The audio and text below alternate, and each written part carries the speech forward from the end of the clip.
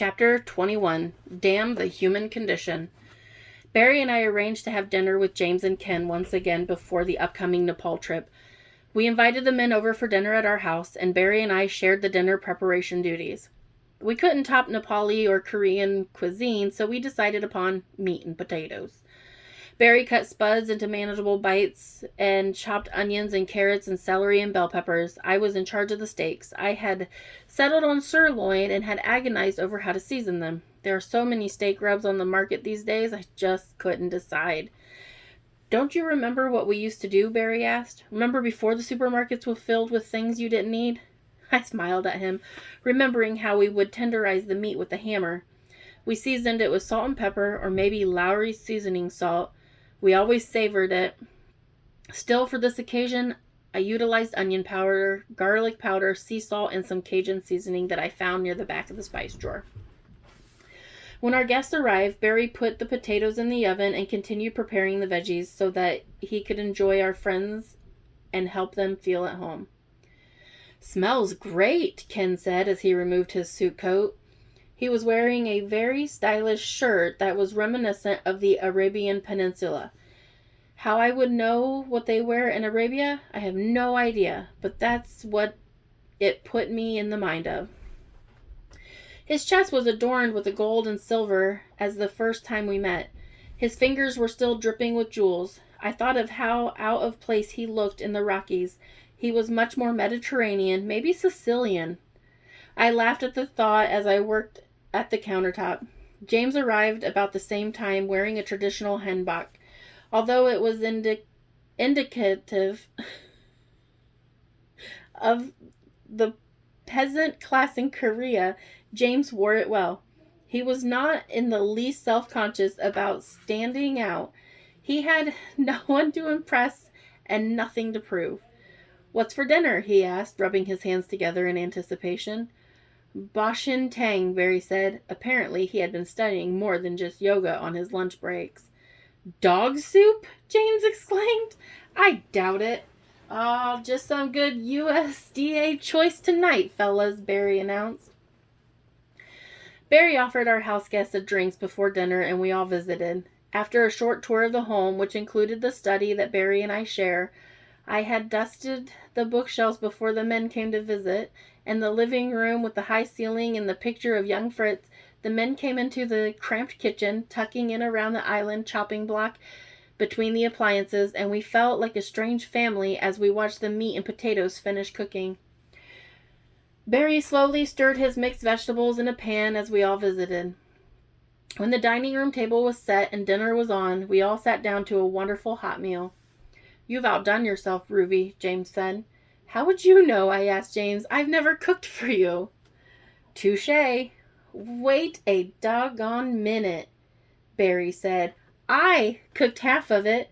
Yeah, Ken said, but we liked Ruby's half more. Everyone was laughing and enjoying the meal. What do we need to know about the Kathmandu? I asked Ken. Actually, we'll be there very briefly. That's where we'll fly into, but we'll be taking ground transportation out to a remote village pretty far away from the city. After that, it will be 4x4 country to a climber's base camp. Finally, we'll have to hike to the dig site. Wow, I said, am I up for this trip? You're up for it, Ruby, James suggested. You could probably shoulder roll down Mount Everest if you wanted to. He smiled kindly. You mean with my new hairdo, I said as I pushed my auburn locks with one palm and kicked my husband under the table. Women have long memories. James laughed. Barry didn't. Ruby's been doing yoga to prepare herself, he countered. Just in case we need a human pretzel on the trek. Can you imagine? Can you imitate a gnarled tree? Ken asked with a comic book expression. Maybe you can fake out a Yeti. Everyone laughed and Ken continued. We'll be in the heart of Yeti County at the dig site. The monasteries in those parts have records of Yeti attacks on livestock. Really? Barry asked. Any evidence? Oh, sure. Mostly plaster casts and photos of footprints like you see in Washington and Oregon, but also hide samples. Have they done it, the DNA? James asked, interested in the new topic. Yep, Ken said. Believe it or not, the best way they can figure is that the Yeti is a prehistoric bear that survived to this present day.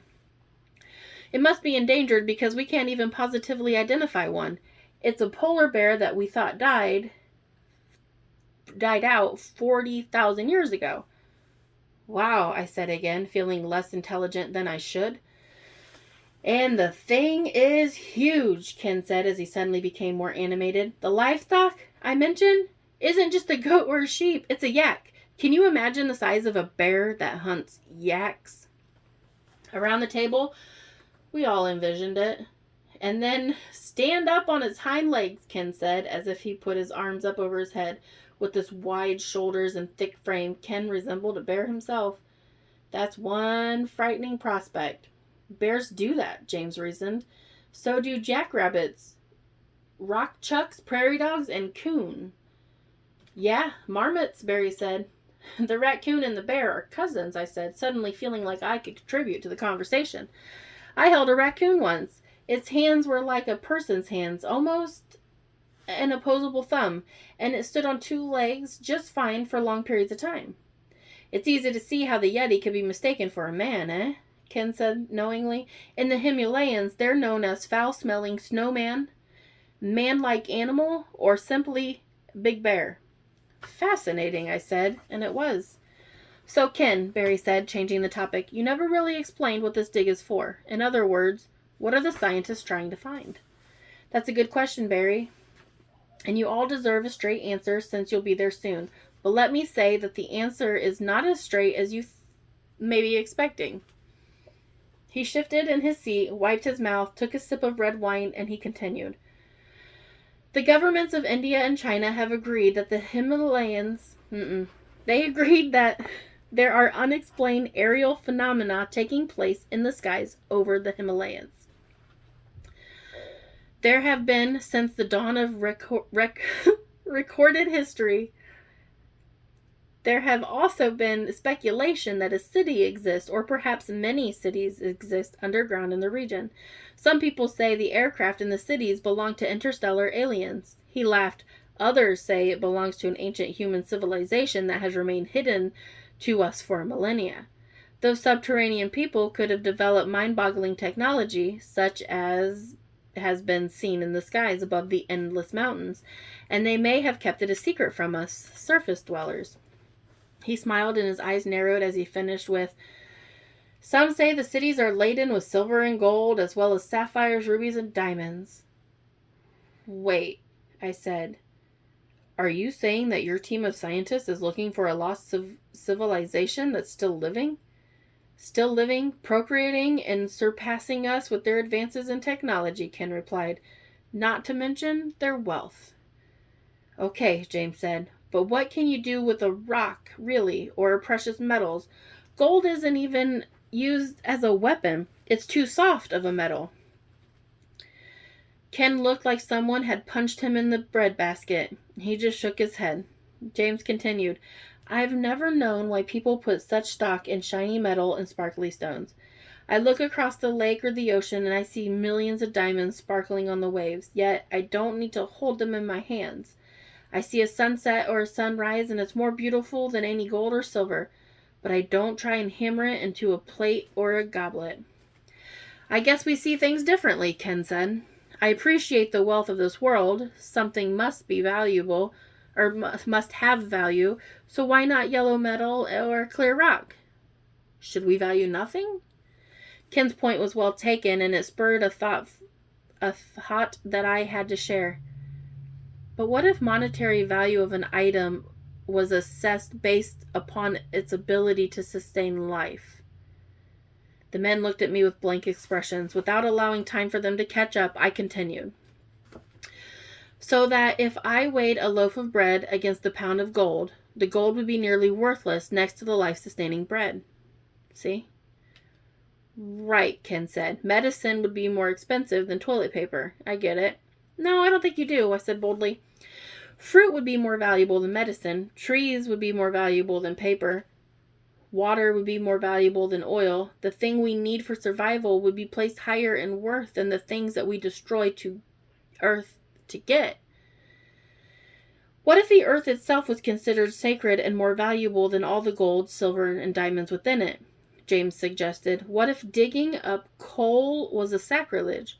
What if removing the gold and the silver was blasphemous? His eyes twinkled as he thought of the world in this light.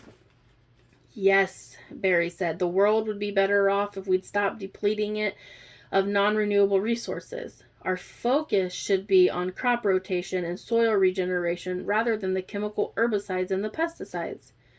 Prevention before restitution, I said, finally feeling on top of my game. Barry and James were nodding, but Ken apparently felt ganged up on. I watched as Ken's face sunk and he stared at the napkin on his lap. I'm sorry, Ken, I said. We all like you. We admire you for your qualities, too numerous to mention. Despite what you do for a living, we're just fantasizing about a world without greed and waste, don't you see? Ken was not offended, but he sobered. You do realize that I'm taking you to a dig site, right? We're going to be digging in the dirt. He smiled warmly, and we all knew that he was okay. Right now, the reality is that we live in a world that burns fossil fuels. Even if I stopped dealing in such things, it wouldn't stop the world from this course. We're going to use coal, gas, and oil until there is none left to use. It's the human condition. Damn the human condition, James said, smiling with only half his face. Agreed, Ken said. Damn the human condition. He raised his wine glass and offered a toast. Down with the human condition. Hear, hear, we all cheered. We drank to the sentiment. As we later learned, our efforts to fight against the ravages of nature and our efforts to create efficient modes of meeting our basic needs, such as monocropping, led to our desperate human condition.